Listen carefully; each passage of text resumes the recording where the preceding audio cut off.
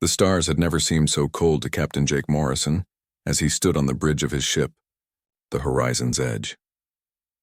20 years had passed since humans first met alien civilizations, and those 20 years had been filled with insults, delays, and quiet humiliation.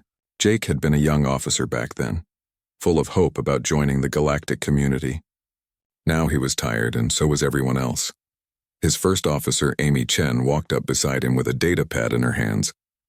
Her face showed the same exhaustion that Jake felt in his bones. She had been keeping records of every incident, every violation, every time an alien ship had crossed into human space without permission or locked weapons on their vessels. The list was long and getting longer. Another one, Amy said quietly. The Zolthrax just scanned our supply convoy without authorization. That makes 73 incidents this year alone. Jake nodded slowly. He had filed complaints before. The diplomats on Earth had filed hundreds of complaints. Every single time, the Galactic Council had smiled politely and done absolutely nothing. The older alien species treated these complaints like a parent might treat a child's tantrum, with patience and condescension, but no real concern. The Galactic Council was supposed to be a place where all civilizations could meet as equals. That was the promise they had made to humanity. But promises were easy to make and easier to break. The council chambers were dominated by species that had been traveling the stars for thousands of years. They looked at humans the way humans might look at toddlers trying to join an adult conversation. On the colony world called New Terra, Governor Ben Clark was dealing with his own problems. The Vryn Collective had started mining operations on the moon that orbited his planet. They had not asked permission. They had not signed any agreements. They simply arrived one day with their equipment and started taking minerals that belonged to New Terra. When Ben protested, he was told to file a complaint with the council. He did. 3 months later, he received a response saying the matter was being reviewed. That was 6 months ago. The Vryn were still there, still mining, still taking resources that should have been helping the colony grow and prosper. The Vryn ambassador had even visited once. Ben remembered the meeting clearly. The alien had looked around the governor's office with barely hidden amusement, as if the whole thing was a joke. When Ben had demanded they stop the mining operations, the ambassador had laughed. Actually laughed. "You humans are children playing at civilization," the Vryn had said. "Come back in a few hundred years when you understand how the galaxy really works." Back on Earth, Admiral Lisa Hayes sat in her office looking at reports from across human space. She commanded all of humanity's military forces, and her orders from the president were crystal clear. Avoid conflict at all costs.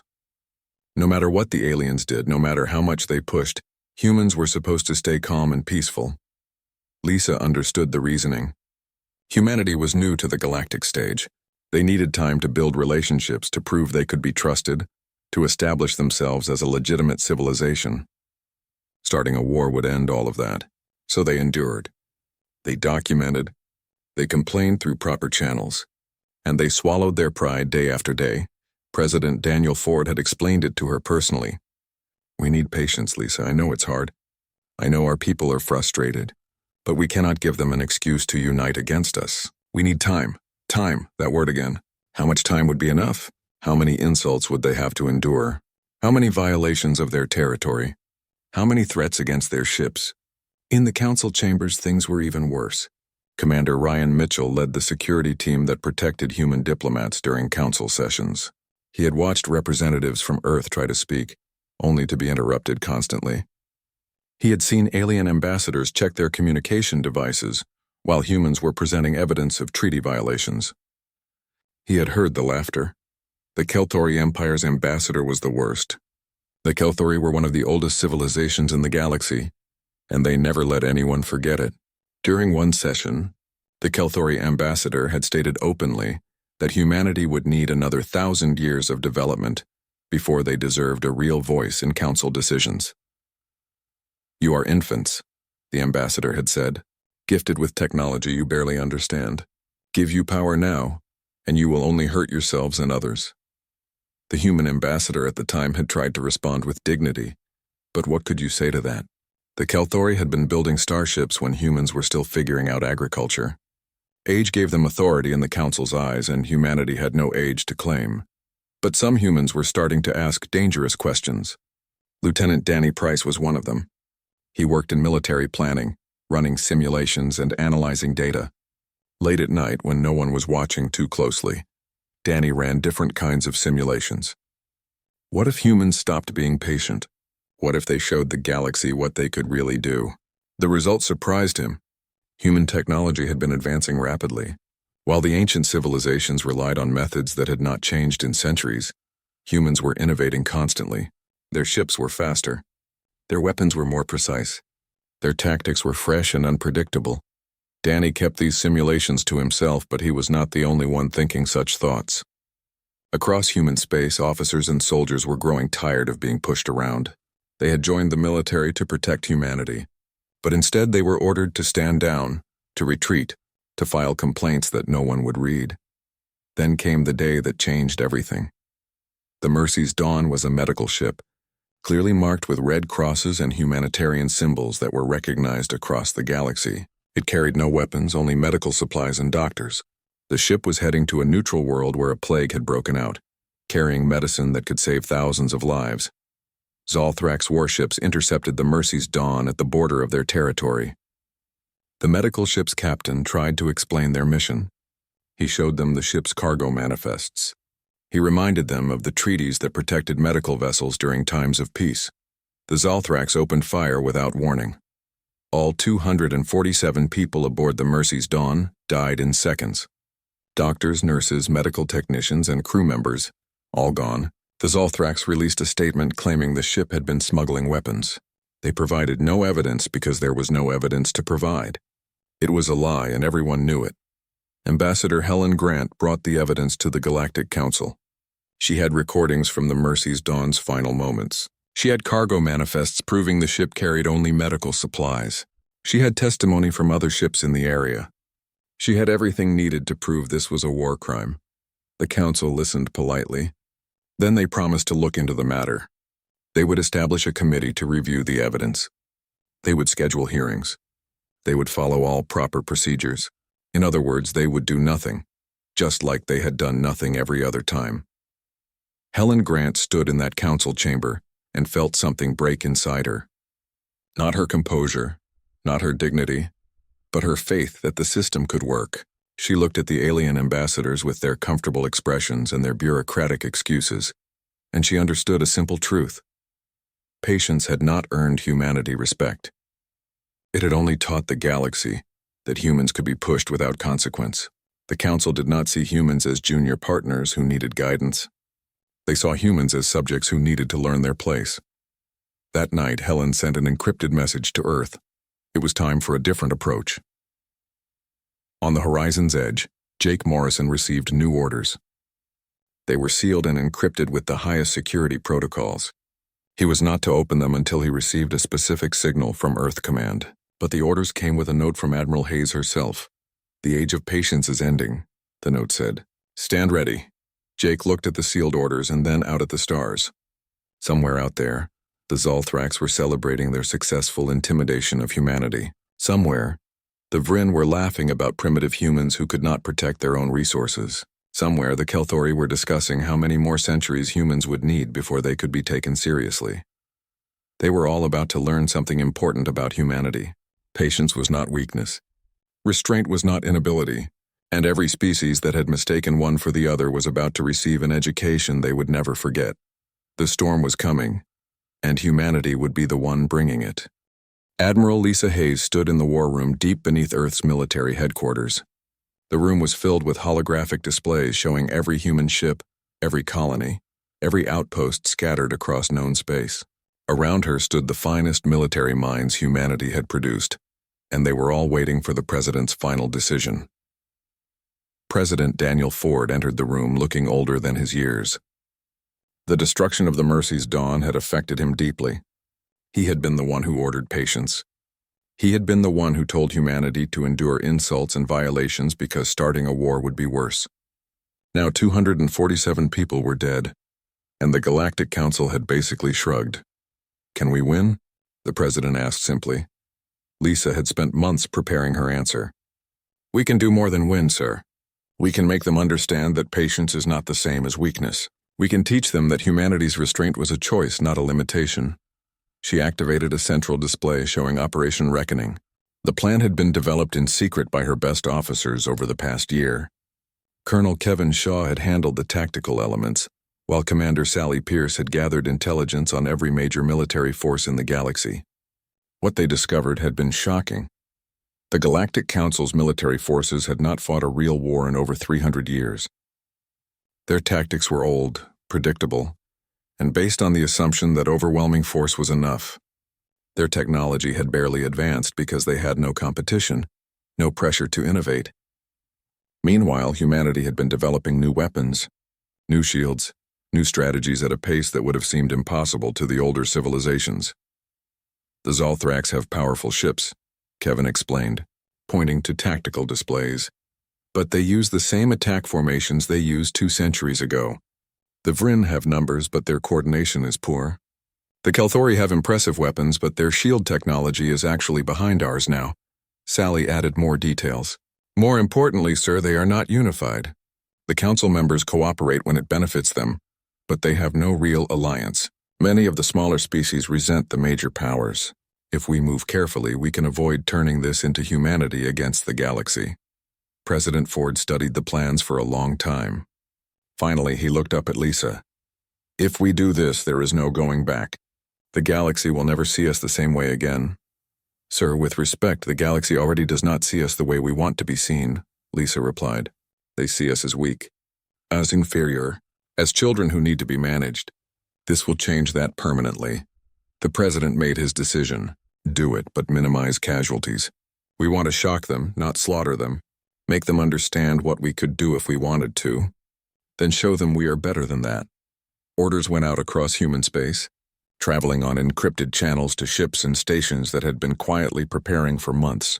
Captain Jake Morrison on the horizon's edge finally opened his sealed orders and smiled grimly. It was time. Governor Ben Clark received his instructions on New Terra. The Vryn mining operation would be given exactly 1 chance to evacuate peacefully. After that, human Marines would remove them by force. Ben thought about the Vryn ambassador who had laughed at him and called humans children. He wondered if the ambassador was still laughing. Across the frontier, other commanders received their orders. Captain Nicole Brooks commanded the carrier Defiant.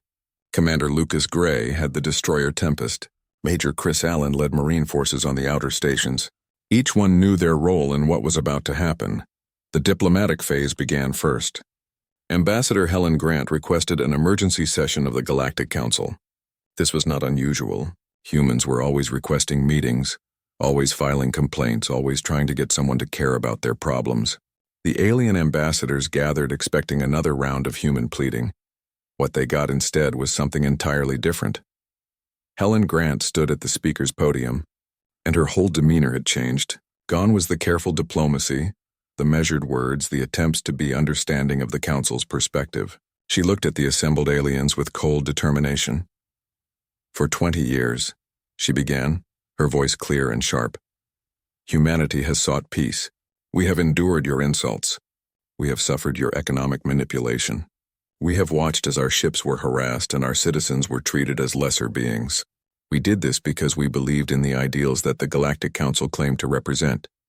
The Kelthori ambassador started to interrupt, but Helen continued without pause.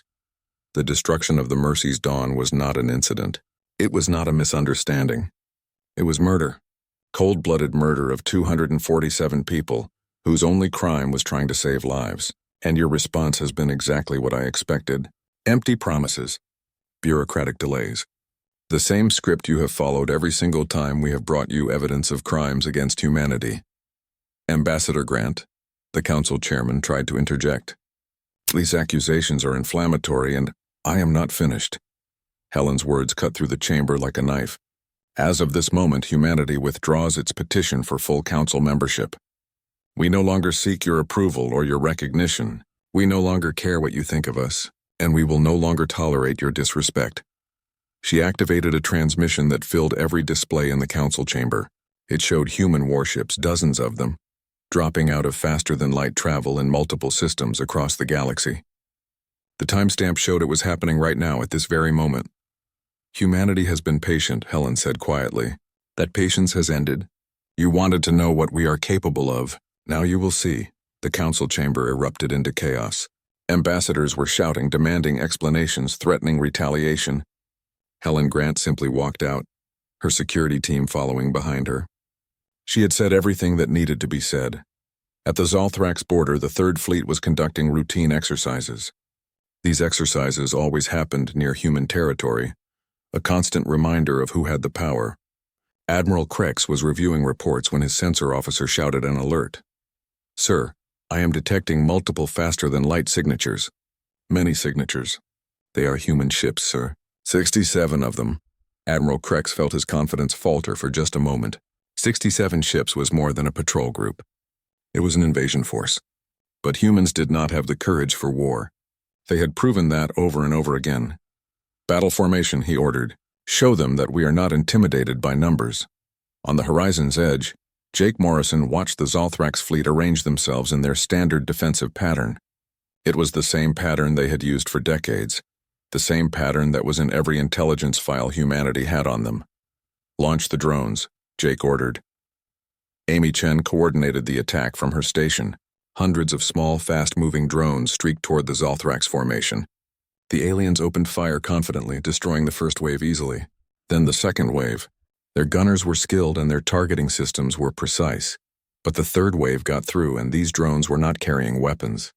They carried specialized electromagnetic pulse generators that had been designed specifically to overwhelm Zolthrax ship systems. Human engineers had studied captured Zolthrax technology for years, looking for weaknesses.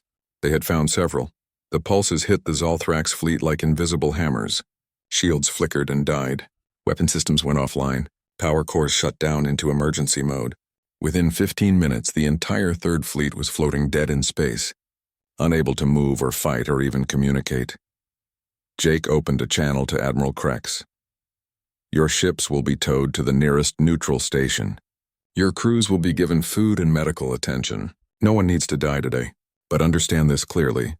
The next time a Zolthrax vessel threatens a human ship, we will not be so gentle. This is your only warning." On New Terra's moon, the Vryn mining supervisor received a transmission from Governor Ben Clark. The message was simple: "You have 2 hours to evacuate." The supervisor laughed. Humans made threats they never followed through on. It was one of their most predictable qualities. 90 minutes later, Commander Ryan Mitchell led Marine forces down to the mining complex. The Vryn had set up defensive positions, confident that humans would negotiate rather than fight. They were wrong. The Marines moved through the Vryn defenses like they were not even there. Human armor was tougher than anything the Vryn had prepared for. Human weapons cut through Vryn barriers with ease. Within an hour, every Vryn worker was secured and being loaded onto transport ships. Major Lisa Ford made absolutely certain that every single Vryn was evacuated safely. Then Sergeant Tim Hayes, her demolition expert, brought down the entire mining complex. The explosions could be seen from New Terra's surface. Governor Ben Clark watched them with satisfaction. The Vryn had been warned. Across the galaxy, similar operations were unfolding. Captain Nicole Brooks took the Defiant directly into Kelthori home territory, appearing in their system without warning or permission. When the Kelthori fleet moved to intercept, Nicole activated humanity's new shield technology. The Kelthori threw everything they had at the Defiant and nothing got through. "This is a courtesy call," Nicole transmitted to the stunned Kelthori commanders. "We wanted you to understand some—" The Galactic Council chamber had never been so loud. Ambassadors from a dozen species were shouting at once, their translators struggling to keep up with the chaos. Some were demanding immediate military action against humanity. Others were calling for economic sanctions. A few were simply trying to understand how this had happened. The Zolthrax ambassador was the loudest. His species had just suffered a humiliating defeat. Their entire Third Fleet disabled without a single shot fired in return. "This is an act of war," he shouted. "The Council must respond with overwhelming force. We must show these primitives what happens when they challenge their betters."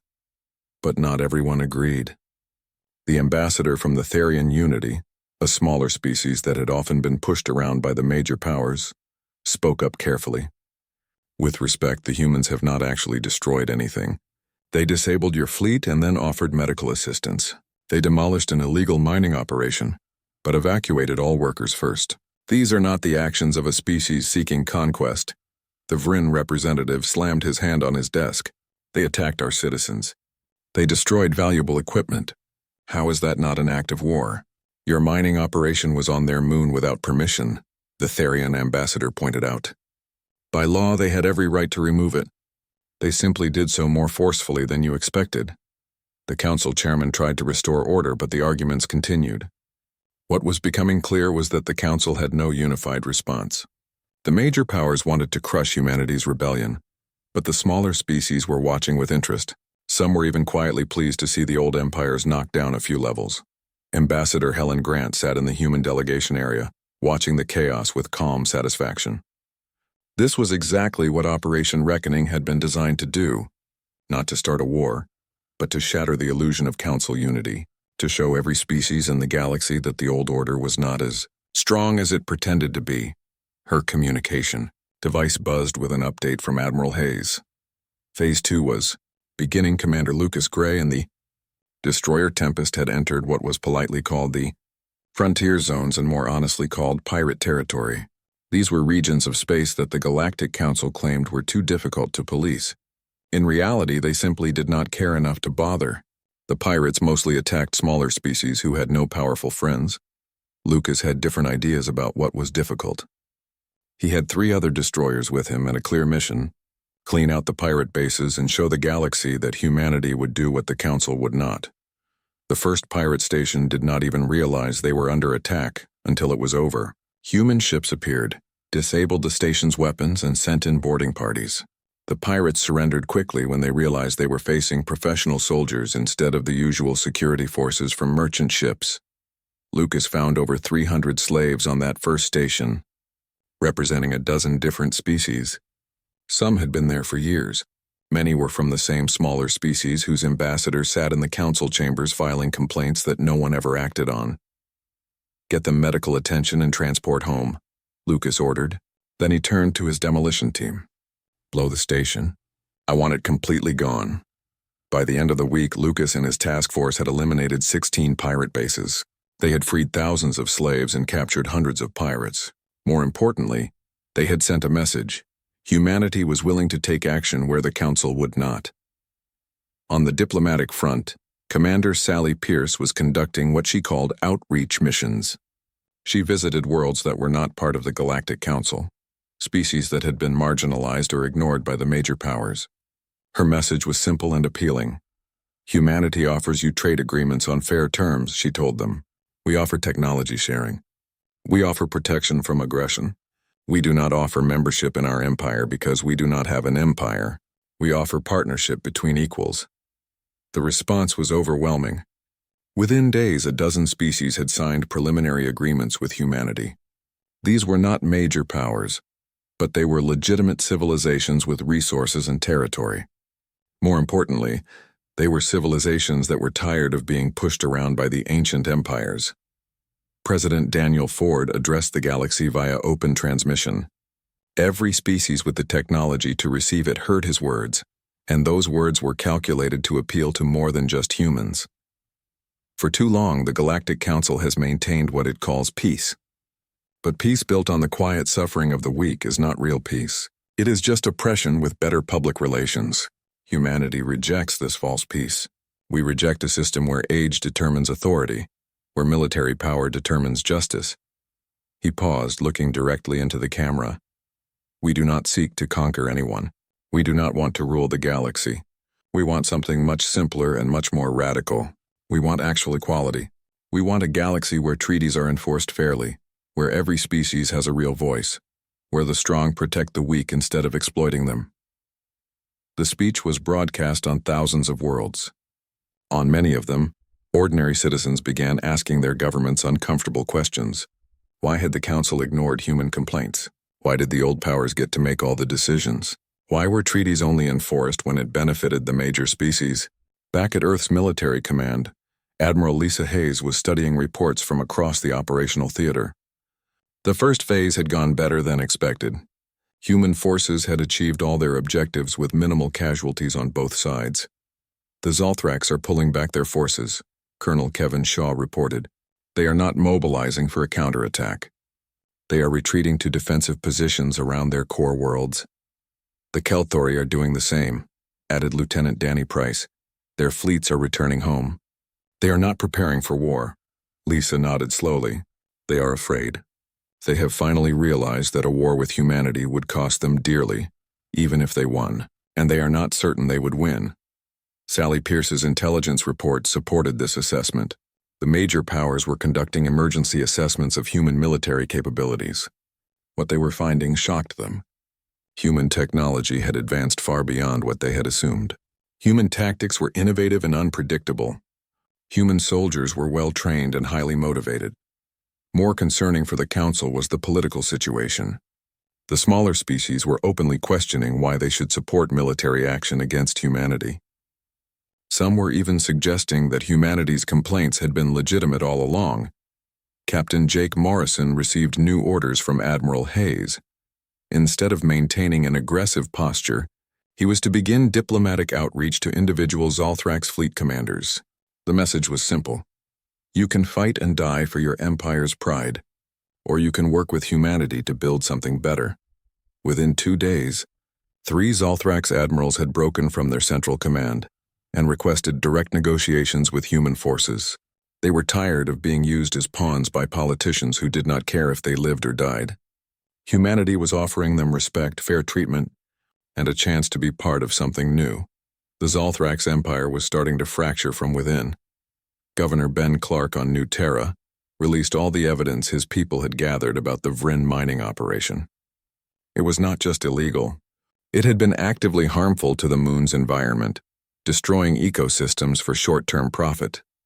The Vryn government had known about this and approved it anyway. The Vryn population did not take the news well. Protests erupted on several Vryn worlds.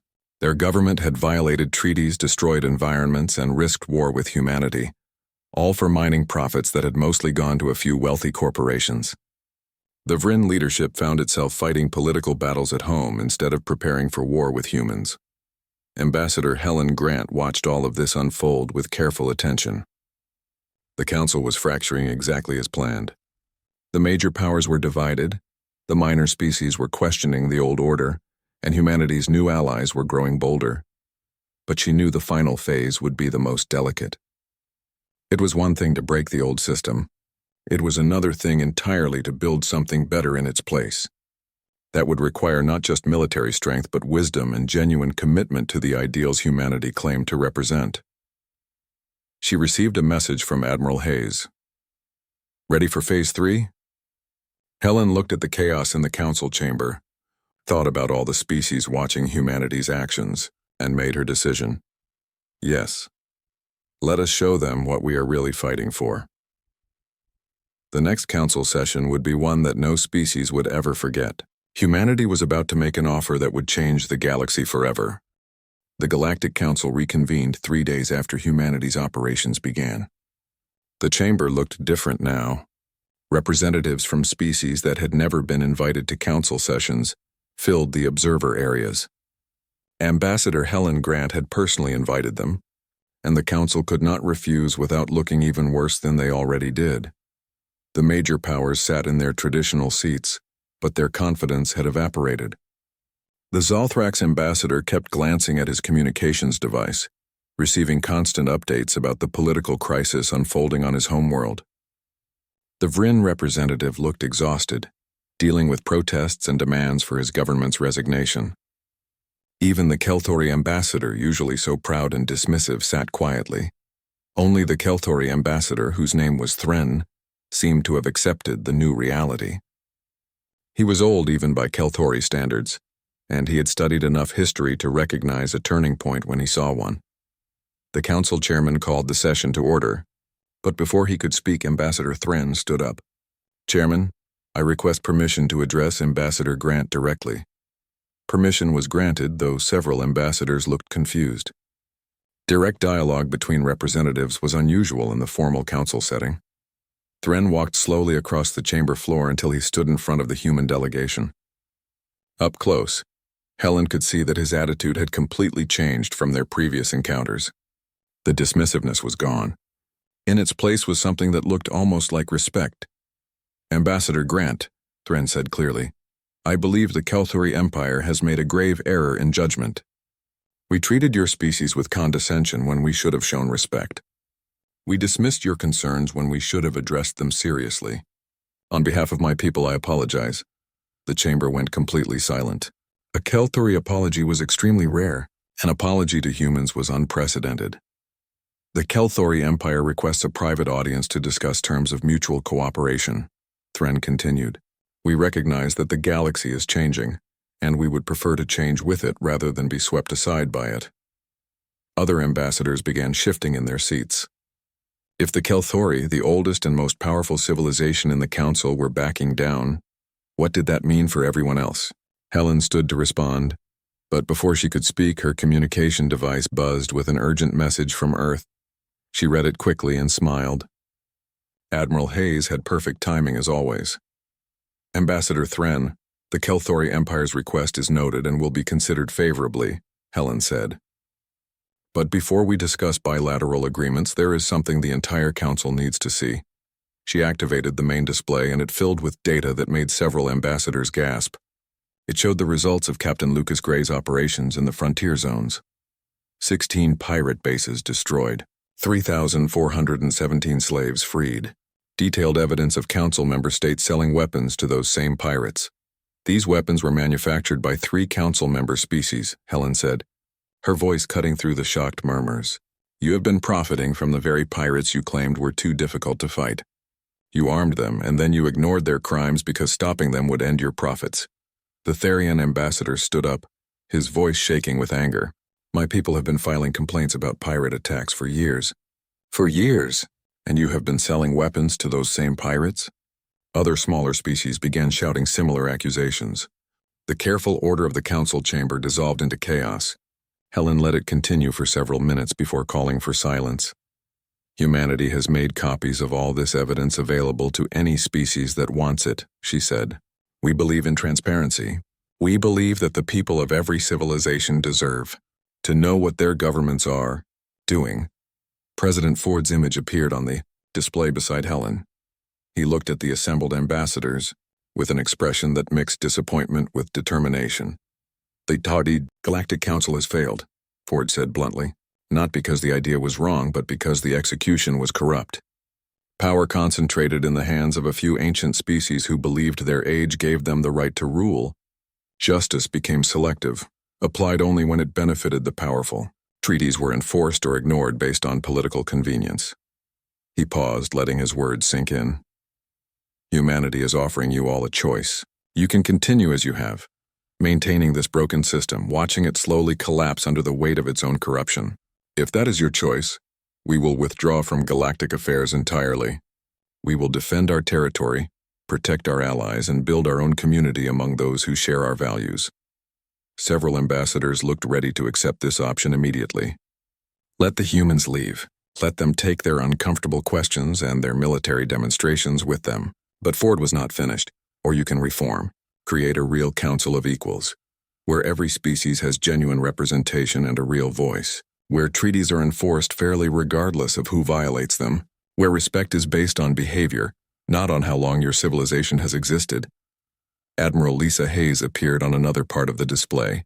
To demonstrate humanity's commitment to real cooperation, we are prepared to share our recent military innovations with all species who join this reformed council. This caused an immediate uproar. The technology humanity had demonstrated was years ahead of what most species possessed. Shield systems that could absorb punishment that would have destroyed older designs. Drone warfare tactics that had overwhelmed the Zolthrax. Electronic warfare capabilities that had shut down an entire fleet without firing a shot. You would share these technologies freely, the Therian ambassador asked in disbelief. With one condition, Hayes replied. They must be used to establish a true peacekeeping force. One that answers to the reformed council and enforces law equally across all territories. No more ignored complaints. No more selective justice. No more pirates operating with impunity because stopping them is inconvenient. Helen took over again. Humanity has prepared a detailed proposal for council reform. It includes expanded membership for species currently excluded. It includes a new charter that prevents any single species or group of species from dominating decision-making. It includes an independent enforcement mechanism with real authority. She looked at each of the major power ambassadors in turn. This is not about humanity replacing the old powers. This is about creating a system where power is distributed fairly and used responsibly, where young species are mentored rather than exploited, where ancient civilizations share their wisdom rather than hoarding their advantages. The Zalthrax ambassador finally found his voice. And if we refuse? If we reject these reforms? Helen's expression hardened. Then humanity will know that the Galactic Council is beyond saving. We will build our own alliance and we will enforce our own justice in our own space. Pirates attacking our ships or our allies will find no safe harbor. Species violating treaties with humanity will face consequences. We will not seek war, but we will not endure injustice quietly anymore. For several long moments, no one spoke. The ambassadors looked at each other, calculating advantages, considering options, weighing risks. The old order was crumbling around them, and they had to decide whether to cling to its ruins or help build something new. Ambassador Thren spoke first. The Kelthori Empire supports these reforms. We offer our resources and expertise to help establish the proposed peacekeeping force. The Therian ambassador stood immediately. The Therian unity also supports reform. We have waited too long for real justice. One by one, other ambassadors began to stand. Some were enthusiastic, seeing opportunity and change. Others were reluctant, forced to accept reality. But within an hour, a majority of the council had agreed in principle to discuss humanity's proposal. Only a few ambassadors refused. The Vryn representative stormed out of the chamber, declaring that his government would never submit to human demands. 2 other species followed him. Helen watched them go without concern. They could reject reform if they wanted. It would not stop change from coming. As the session ended, Ambassador Thren approached Helen again. "You have done something remarkable," he said quietly. "In 3 days you have accomplished what reformers have been trying to do for centuries.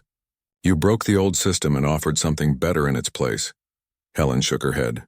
"We offered the same thing reformers have always offered.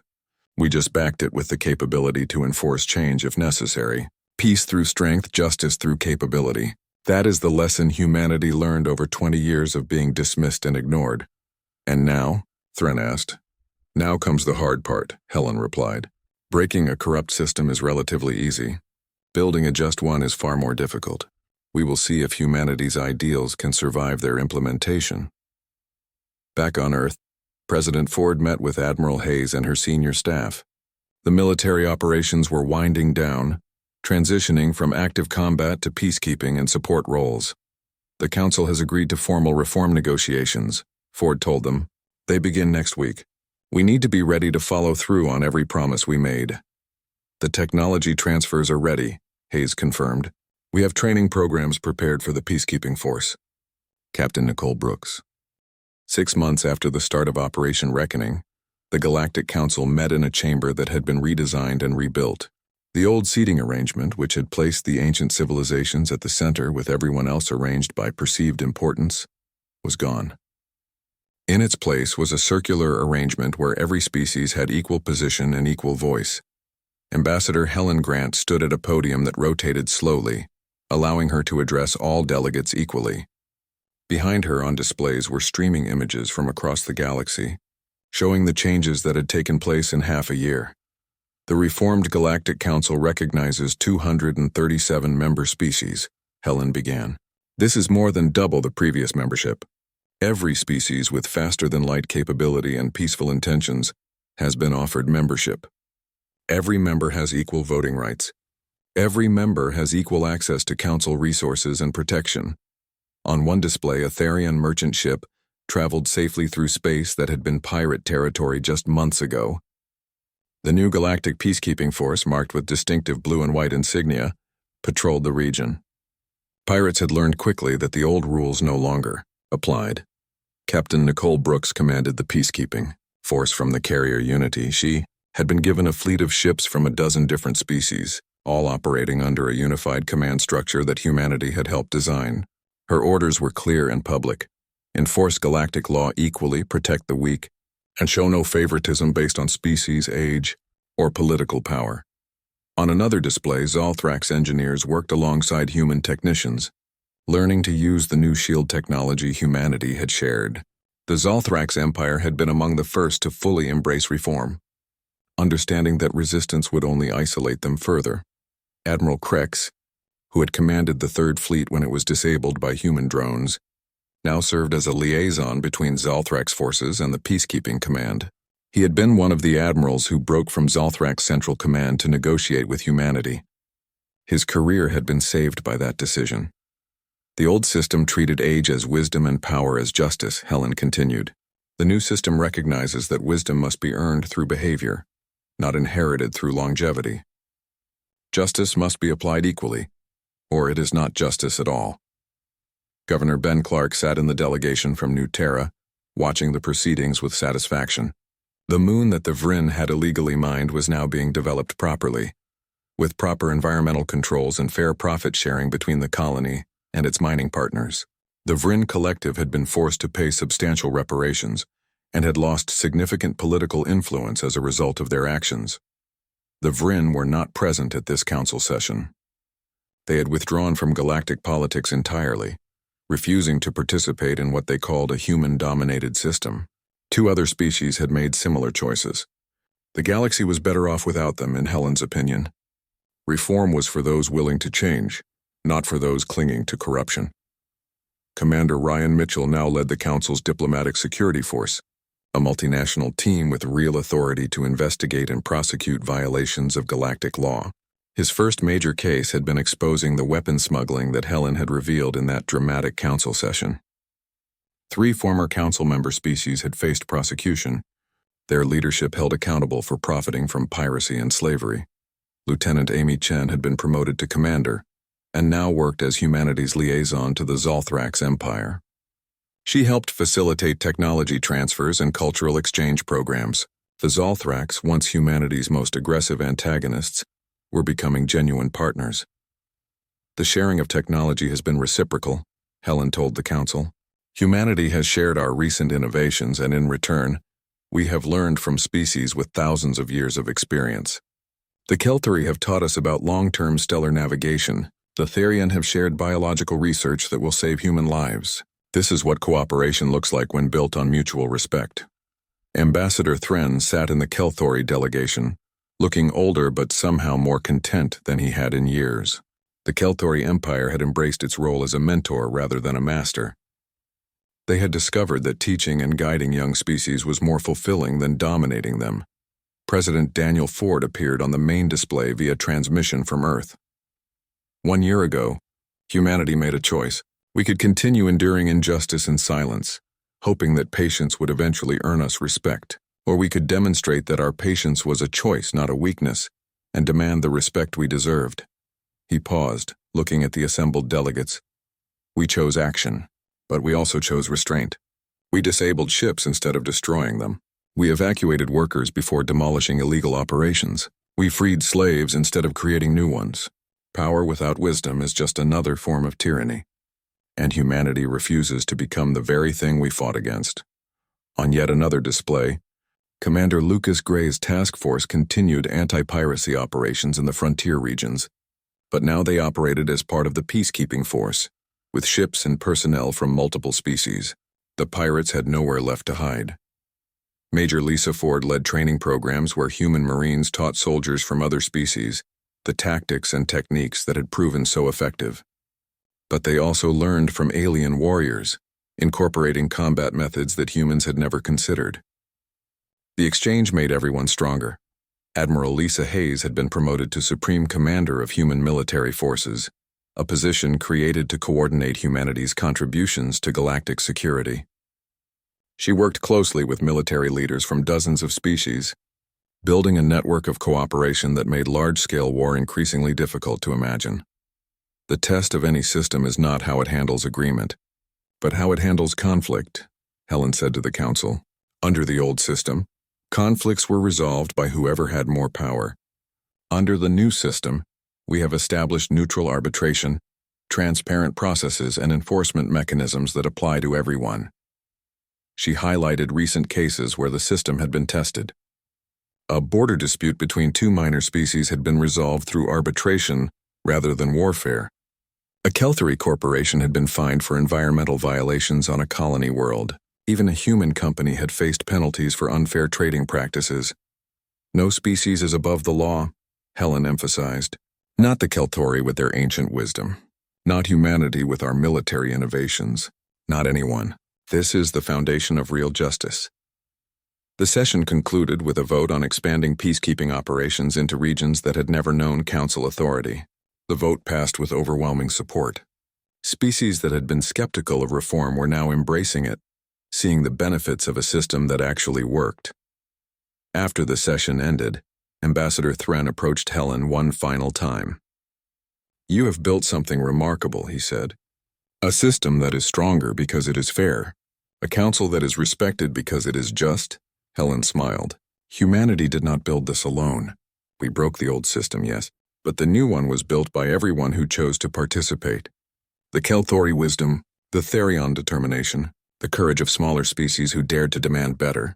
This is everyone's achievement."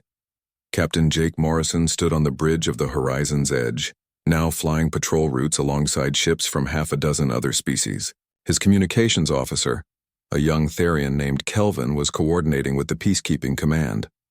"Remember when they used to threaten us every time we crossed their borders?" Amy Chen said, standing beside Jake. "I remember," Jake replied. "I also remember thinking we would never be treated as equals. I was wrong. We just needed to make them understand that equality was not something they could grant or withhold. It was something we would claim if necessary." On Earth, President Ford met with a group of children visiting from New Terra. They had questions about the war, about why humanity had fought, about what happened next. "We did not fight because we wanted to," Ford explained. "We fought because we had to. Because sometimes the only way to achieve peace is to prove you are capable of war. But the real victory was not in the fighting. It was in what we built afterward." One child, a girl named Sophie, raised her hand. "Did we become the strongest species in the galaxy?" Ford shook his head. "No, and we should not want to be. Strength is only valuable when used to protect others, not to dominate them. We became respected. We became partners. That is more valuable than being the strongest." Across the galaxy, the changes continued. Trade routes that had been controlled by powerful cartels were open to fair competition.